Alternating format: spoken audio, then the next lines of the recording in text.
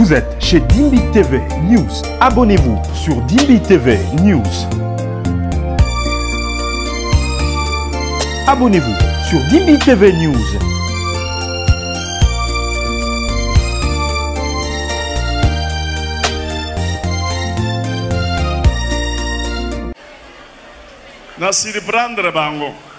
Je les ai surpris. Kana prophétesse. Zemi Zayanan. Hein? Il est là tel qu'il est là, il connaît très bien. Yebi Sangana nous film Masala Kyo à partir d'aujourd'hui. Monde entier bolandaye. Nous te chassons. Tobenganyo calmement. Osali sérieuxité prophétie. Yebisa moning. Yo na prophétie. Yo. Nous on appelle ça maison des dons. On a habité à Babenga Kangoni. Asa prophétesse monen. Bon yo sa prophétesse. Oyeba komonité. Ils sont là. Bon film là que ça n'est qu'un géant. Il est allé prendre une autre femme seulement là. Et voilà, bonjour chez vous, bienvenue sur Dimbi Télévision, vous qui nous suivez de partout à travers le monde, en Afrique, en Amérique, en Océanie, en Asie, vous êtes tous le bienvenus sur Dimbi Télévision News. Sokozali motwasika eko zwili baku ya kolanda video okobo sanate na ko subscribe, kobo sanate na ko s'abonner, ko tia j'aime like, bo like bo partager ko sala biso bien mingi. Ibande ko makambu ya somo ya grave moto ezopela. Donc, Pasteur Walesa Tumbizamba, mettez vos commentaires s'il vous plaît. Ndeko Mobali, soi-disant pasteur, topé serviteur, tobengenan évangéliste, à sainté prophétesse. Il semblerait que sœur Oyaza sœur y a message. Bandeko boyoki na dobi, la sœur alobinini bango babenga ngo maison de don. Parce que appellation na maison de don e benga maka mingi mingi na église y a message. Bande konanga, il semblerait que la sœur Azana kati église ya message. Mavanda kana matadi alandi mobile azemi sakie. Boyoka explication du début jusqu'à la fin. Bande kotoko na deuxième analyse à vidéo pour aujourd'hui. Na tikibiso soto landa vidéo attentivement. Pasteur Kabundio Alesa asali malamu to asali malamu te. Ndeko mobali a Pauline Soni dit haut de la chair parce que ça bat nous soupe bateka Soni mais pour na yazaki même surpris comme on a pasteur Valé sa benga banda ko raconter ba bloko on a dit haut de la chair azo sutuka yemoko bandeko pasteur Valé sa sali malamu to sali malamu te botika ba commentaire boyoka to ya osala analyse to zana pour ça vraiment on a besoin surtout mingi ba commentaire na bino et ça la biso bien que le Seigneur nous bénisse. Na sali ko benga serviteur de Dieu papa yaka. Azolo Bakaza, serviteur de Dieu.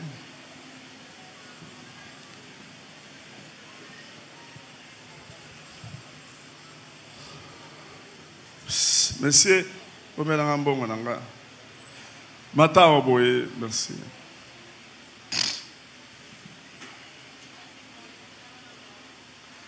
Zamba Pambola frère Nabiso Oyo. Que Dieu bénisse notre frère ici. Boye billet. Il a déjà témoigné ici. Il avait dit qu'il était à Lubumbashi. Il avait eu une vision selon laquelle Dieu l'avait envoyé ici. Il avait des problèmes à ce moment-là. Mais nous avons eu un différent avec lui. C'est comme ça qu'aujourd'hui je l'avais invité. Il prie ici, il a l'habitude de s'asseoir de ce côté-là. Je vais lui poser une question. Pour Azalia Oboye, Naibika frère, Ozagana Mwasi, pese micro. Ozagana Mwasi, zoa micro. Oui, Nazana Mwasi. Est-ce que moi ça, c'est l'église à Olelo? Aboti azana. Aboti. Oui. Aboti bana combien? Oh, zamwa na mi parler. Ça va. Si koyo na lekisi frère oyo liboso pona nini? Pourquoi je fais passer ces frères ici devant? Tosi ba problème ba yeko la kisamaka moko azo sala. Nous avons eu des témoignages des choses qu'il a fait. Azo sala na kombo ya Walesa. Il est en train de faire des choses au nom de Walesa. Akendeki na Matadi. Il était allé à Matadi. D'abord, il a invité une sœur. Il l'a téléphoné. Il lui a dit, Église Bolanda, suivez attentivement. Ma sœur, j'ai reçu votre numéro. Vous êtes à Matadi.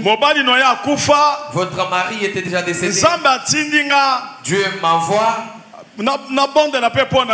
pour que je prie pour toi. Il y a eu beaucoup de choses. Il a prophétisé sur la sœur. Et finalement, il est allé à Matadi. Et arrivé là, il s'est présenté. Que moi, je suis l'associé du pasteur Walesa. Nous travaillons ensemble. Je suis pasteur là où ça réveille. Amen. Il a prophétisé. On l'a reçu dans la communauté de la sœur. Il a prophétisé. Il a dit, je suis l'associé du pasteur Walesa. En tout cas, il a été reçu chaleureusement. On l'a reçu chaleureusement. Il dit, associé Walesa. En tout cas, il est l'associé du pasteur Walesa. Très bien. En tout cas, il a été bien reçu. Il a gagné aussi son argent. La sœur là a décidé qu'on puisse les loger quelque part.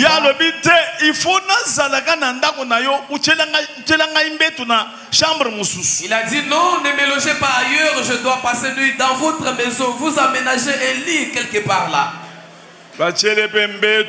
On a aménagé un lit pour lui. C'est là qu'il passait nuit. Très poli. La sœur a dit, je lui avais même laissé ma chambre à coucher. Alléluia. Amen. Alléluia. Amen. Et il s'est fait que la sœur avait aussi d'autres enfants à la maison, avec ses enfants. Mais un jour, alors que tout le monde s'était déplacé, ils étaient restés à deux. J'ai dit, ils étaient restés à deux. Papa, tala liboso ba monaka ye longi na yo.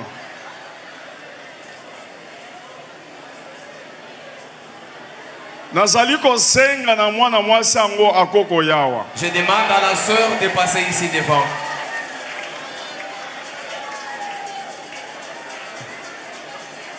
Yakawa. Obi? Olobi? Qu'est-ce qu'il y a? L'église n'a pas Matadi. Mais c'est ça.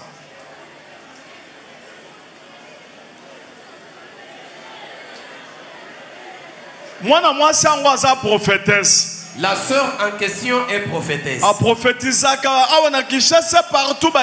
Elle a l'habitude de prophétiser, même ici à Kinshasa, on la connaît. Elle est une grande prophétesse.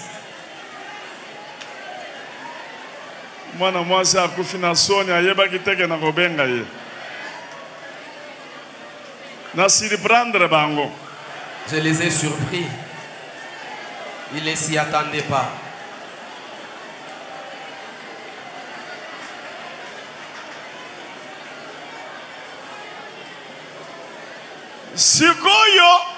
Et maintenant, la sœur en question est prophétesse. Elle respectait le pasteur. Lorsqu'elle entre dans la chambre, et le pasteur l'appelait. En tout cas, tu dois rester ma femme. Je vais t'épouser. Je n'ai pas de femme. Je viens de l'Italie. Je suis prêtre. J'étais prêtre.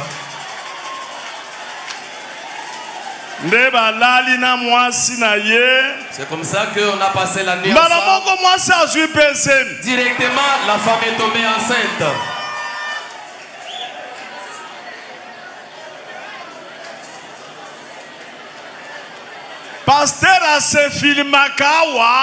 Le pasteur a l'habitude de se filmer ici. Chaque fois qu'il vient ici, il a l'habitude de prendre les images. Ici, nous sommes dans notre église. Je suis pasteur Walesa. C'est moi qui suis l'associé du pasteur Walesa. Je suis son adjoint. Pendant que nous prêchons là, il prend les images, il envoie à Matadi. On le respecte vraiment. L'église wana ya ba mwana mwasi bakomi ko wela ye atiki mwana mwasi alobi ke pasteur alobi ke yo za mwana muke niveau na ngeza likolo akutani sikoyo na mwasi mususu aza na ma hotel nda komi kuna kolala kuna akimi mwasi. Dans cette église là de la sœur, elle est tombée aussi amoureuse d'une autre dame là-bas qui a ses hôtels. Elle a dit en tout cas toi la sœur tu n'es pas de mon niveau, tu es une petite fille, tu n'es pas de mon niveau. Il est maintenant allé héberger chez la dame là qui a ses hôtels. Il a laissé cette femme. On peut prendre les vidéos. Comment il a l'habitude de se prendre. Bochana une vidéo, un écran géant. Bochana son.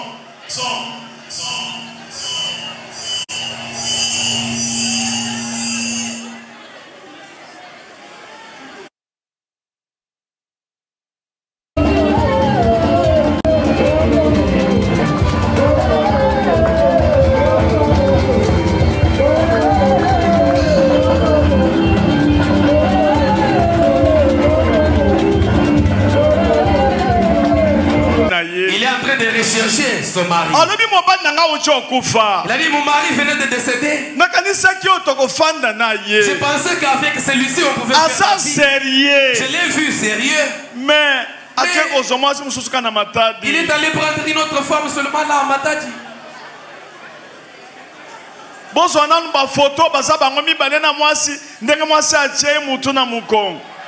On peut nous montrer les photos. Ils sont là. Ils sont là, en amoureux.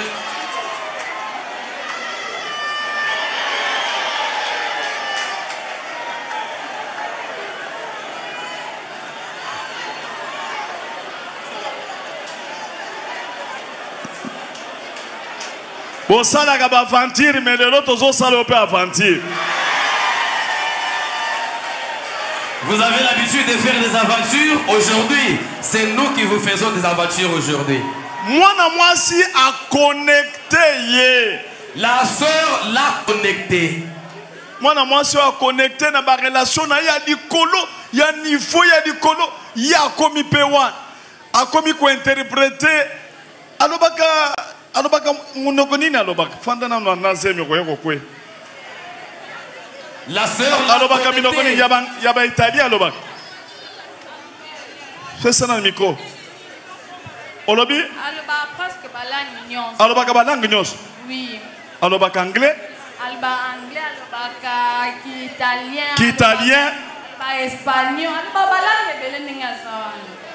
Ayebi pe ba verset belé. Ton de Genèse Apocalypse, aye bien. Abani na Genèse tin Apocalypse. Aye bien. Ateya ki pe na église na bina Matadi. Ateya ki eza boso ninga za bonso ki akota na église donc batu nyonso bakomaki na sima na ye.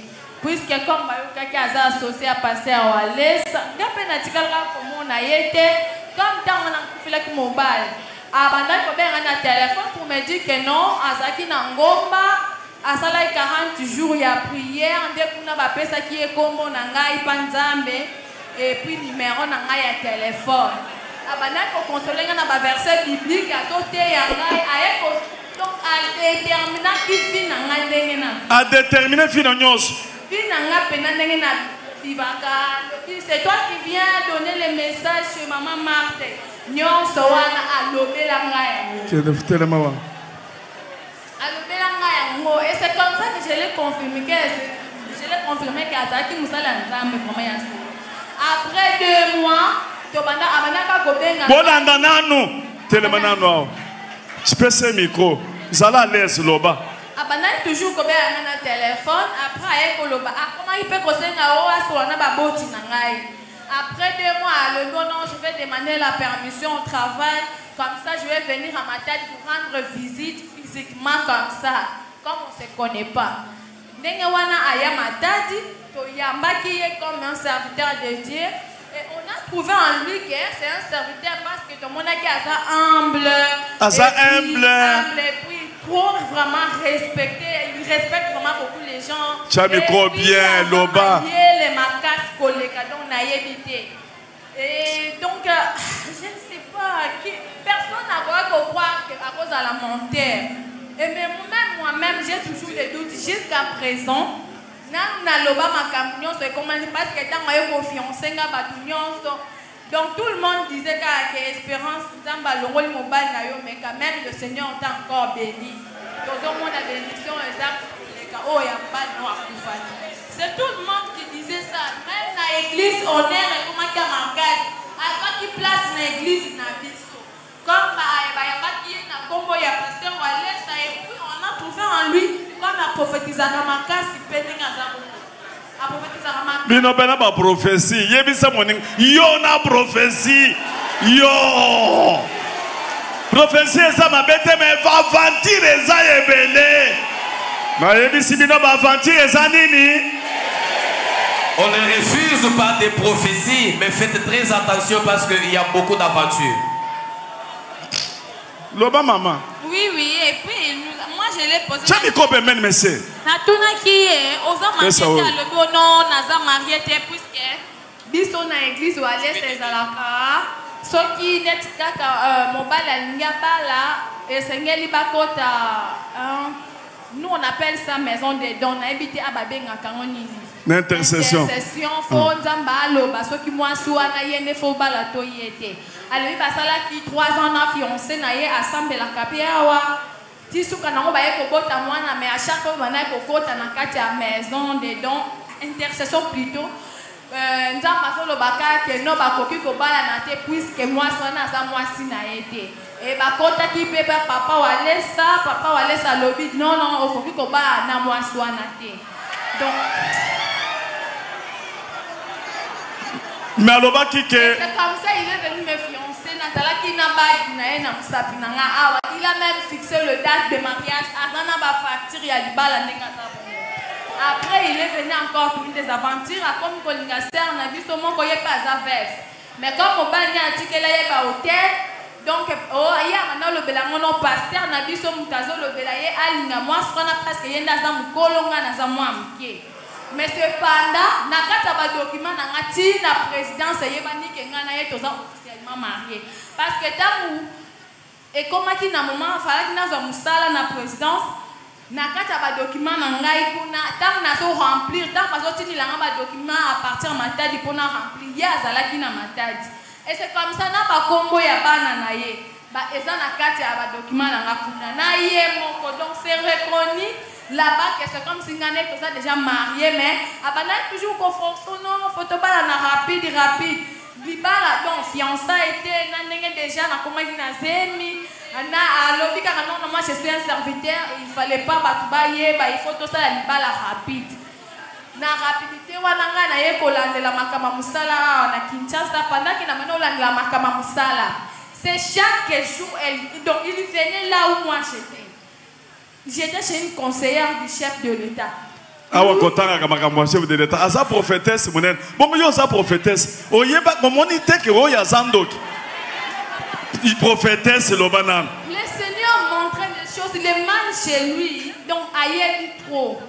À chaque fois. Zamba banako la kisayo que yaza bien. Zamba banako la samakam, nazo le bele pour le Canada de France. Mais le blandon a collé calé. Na lobi bo il faut sembler la makasi yo kanam prophétesse. Zemi ça ya nan.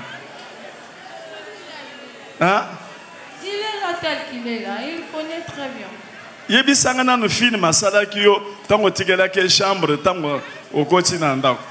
Non, ezala parce que moi je na luakanda que ça juste ya chambre salon. Tant on a fait le mobile na ke ko luenda ko ya chambre salon na bomba bana basi. No ba non ça là, hier alali na chambre puisque tout le monde qui a comme un serviteur de Dieu. Moi na la laisser dans salon exacté. Nde to tikela ki na tikela ki chambre na ngambe tu na na tikela ki nyonso na ngai. C'est comme ça que maintenant la soki nde alamuki na kokota na chambre yeso kaza na salon nga naza na chambre na bongisi mbe tout soit soki naza biloko kozwa na chambre na zui na chambre. Mais tant que tu kotika la biso mi balé na ndako c'est par là que le pasteur donc a changé d'avis. A comment na ba réaction moko ya malamu te. Maintenant moi je me posais la question à moi. Si j'ai dit aussi de crier, et ça le quoi on a ridiculiser musala nzambe. Et puis quand mon copain nous a la ridiculiser parce que na yamba qui est na katanda kunangai. Et c'est comme ça que je n'ai pas voulu faire de n'importe quoi pour ne pas me ridiculiser et non plus aussi. On dit mal qu'on ça le péché pour on ça la ridiculité mais devant Dieu. Et puis quand il m'avait donc quand cela se fait là déjà il m'a déjà demandé la main en mariage. Pasteur, yo ok koloba kuna kozali associé à Pasteur Wallace. Cha micro, yebise église. Tala kuna. Papa ndenga zoloba, ngana kenda kuna na mission à Pasteur Wallace ate. Bongo semio sa ya yo bia ya yote. Semio ezangai. Photo wana sa ya yo. Photo wana yangai. Yo ndeko yo asala makamu. Ce frère ici a fait des choses. Asala film awa. Il a fait beaucoup de films ici. Alobi kazobala quelque part. Toyeba kite kazaki na moi c'est quoi? Il s'est décidé de se marier quelque part alors qu'on ne connaissait pas qu'il était Basu ba marié. diacre. Ils ont pris même les diacres ici. Bakena Liban. Ils sont allés pour Ba les fami na mariages. ndako Liban. Ils sont là dans la même famille. Babimisi facture ba pesa bon. On a sorti la facture pour donner l'argent. Ba lié pesa bango biloko akolia. On leur avait déjà servi. Ba biskoyo akopesa mbongo On dit, Liban. ok, maintenant il va donner la dot. Bana nzambe nazo yebisa bino. Bien aimé, je vous dis, Abandi ko abengi mutu moko pembeni. il commence à tirer quelqu'un à côté. Kato abenga kinani? Ah? Il a tiré papa, le pasteur Nico à côté. Abengi pasteur Nico na côté. Il tire le pasteur Nico à côté. Abandi ko coopérer à défi mbongo place wana. Il commence à coopérer pour que pasteur Nico lui prête de l'argent sur place. Zo micro. Ezalaki ndeni ni kato. Yo lo banane. Amen. Amen. Tant bakei na libala. Lorsqu'ils étaient allés Yo dans la zalaki wana. famille, Non non. Niko nde azalaki wana. Nikonde azalaki. Nde ayi kosenga abandi ko coopérer. D'abord azwi facture bandeko bake bafandi azana mbongo te 0,0 bafandi wana. Siko d'abord ayelinga na moi. Pour ça la aventure. il est venu pendant les jours pour me faire de l'aventure les jours là. Alléluia, alléluia. Alléluia, alléluia, alléluia. Afukami na bonde pona. Il s'est mis à genoux, j'ai prié pour lui. Papa, le long des rendez-vous ezali. Il dit, papa, aujourd'hui c'est les rendez-vous. Mais na banque hein. Mais à la banque, Mbongo nanga asali ya film moko tifoyid. Oyebi tifoyid. il m'a fait une aventure là. Tifoyid.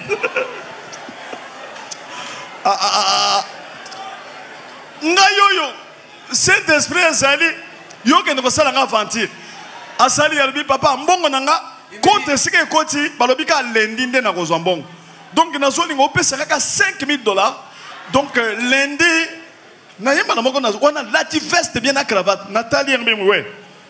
Wewa. Wewa. Ah, namoka. Ndakemba lobi yo.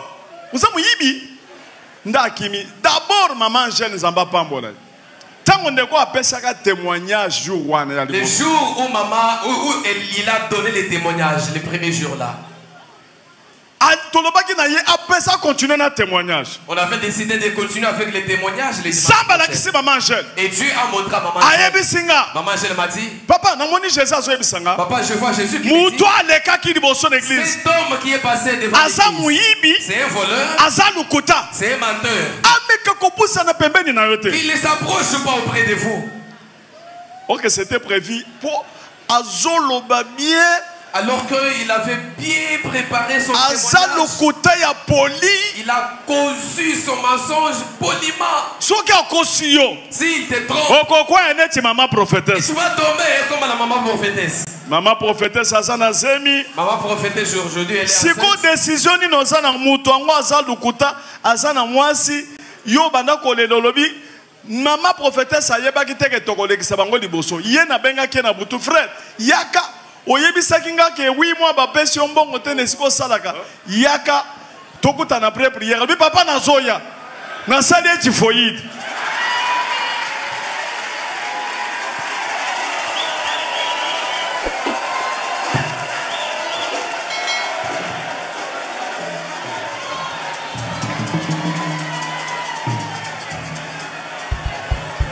Mwana mwasi décision na yo eza nini devant mutoyo moni na yebiete aza pasteur awate awa black ezalaka te awa eza mukaya na mukaya awa eza sanctification azali aventurier ozoloba nini na mobali na yo ye wana.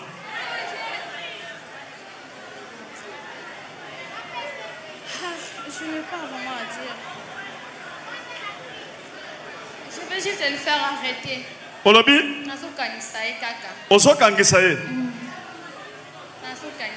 Puisque avec cela qui a ma relation depuis na quatre églises na biso ngata na moni ba komi na ba faire na pasteur na biso. Ba comment ko ça déjà ba faire na pasteur?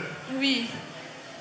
Donc na moni premièrement e bandaki na bisika na zalaki na maman conseillère wana. Maman conseillère wana asa na ONG.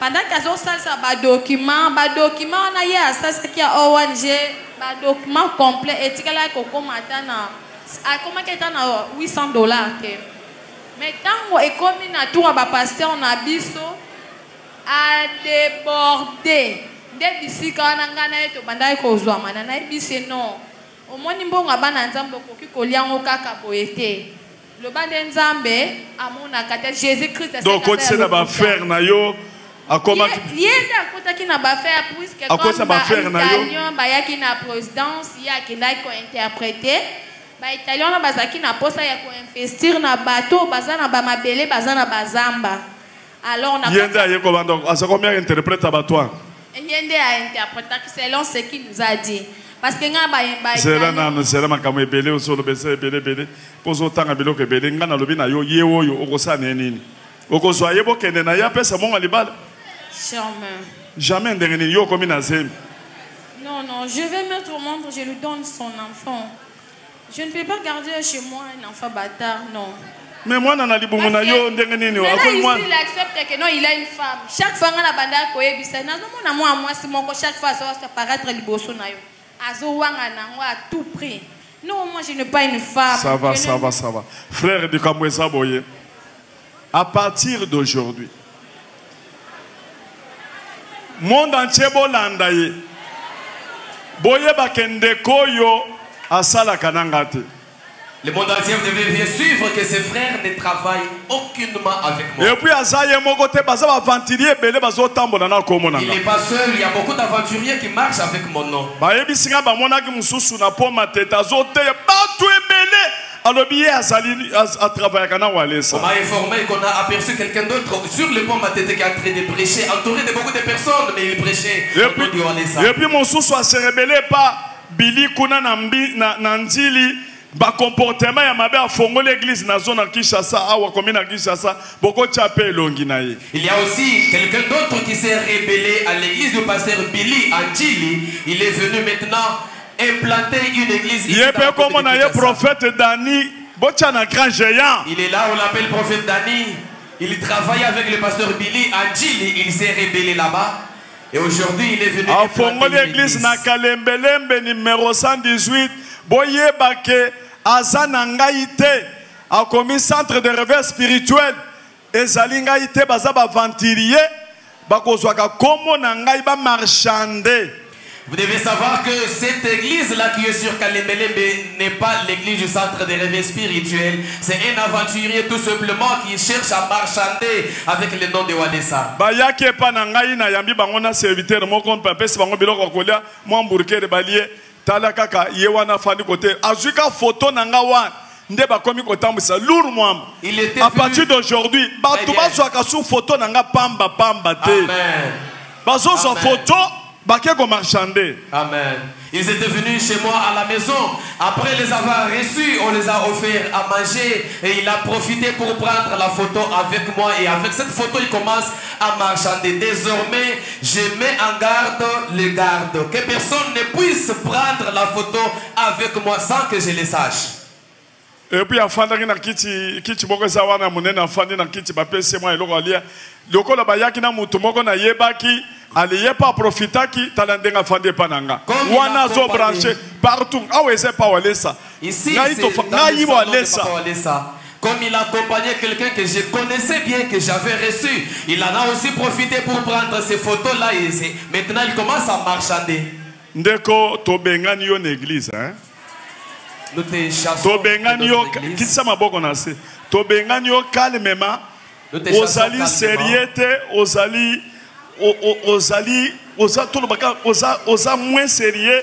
Vous êtes moins sérieux. Tobengani yo calmement. Et nous vous chassons calmement. Ndeko mwana mwasi tobengani ye yo bolandani.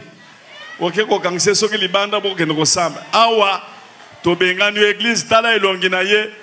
Monde entier soki bo moni ye asala makambo na ye mena kombo Walesa te. Le monde entier, vous devez bien le voir. Si vous le voyez, il peut faire ses affaires, mais pas au nom de Walesa. Il ne peut pas engager l'église centre de réveil spirituel, ni encore moins marchander avec le nom de Papa Walesa.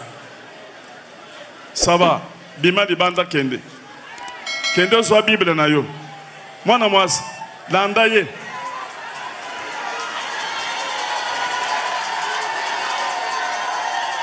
Landa ye. Awa tebo kende na bango tiri banda kuna. Bope se Bible na ye.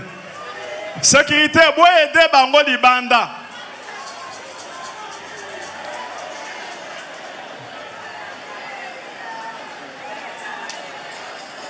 Bo filmer yende nga zo kende monsieur. Bope se Bible na ye ba kamera nge. Bo landa ye.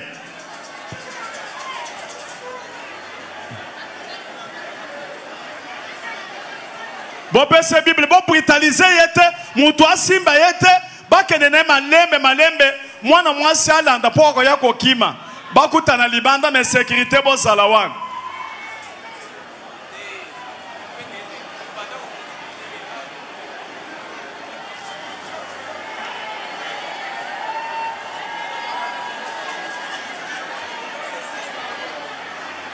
Chibingu muchande. Chibingu muchanda. Ozangi place à sala film.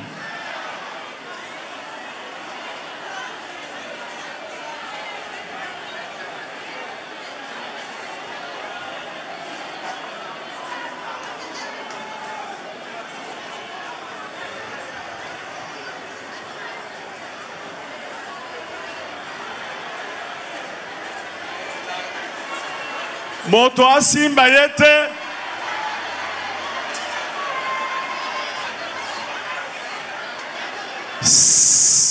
Sécurité.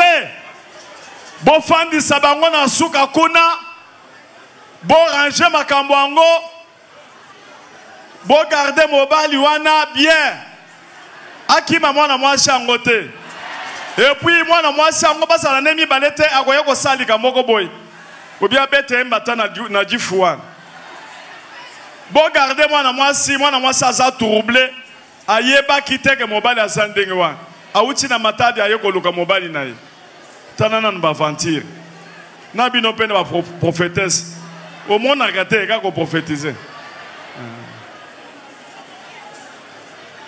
Secrétaire Azalawana, Serge Azalawana. Vous pouvez balancer les mains. Loba Jésus. Jésus. Obetina no maboko makasi.